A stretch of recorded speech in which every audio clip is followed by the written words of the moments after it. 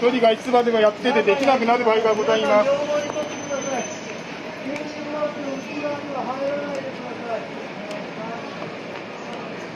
協力お願いします。1人がいつまでも切ってんじゃない。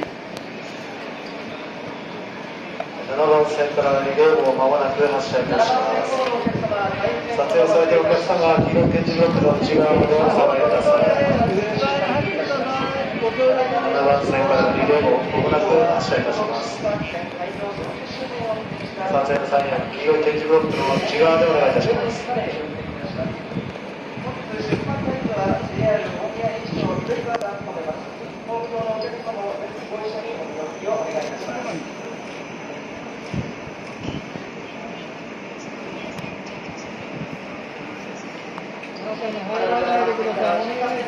はい。い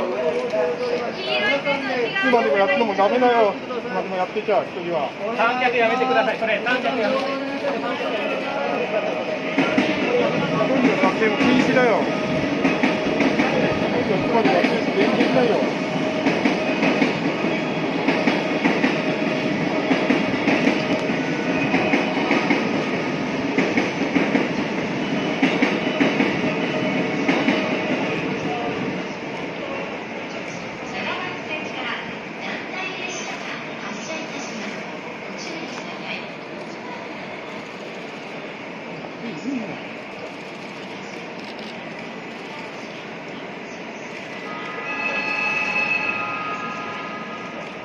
列車入ります。気をつけてください。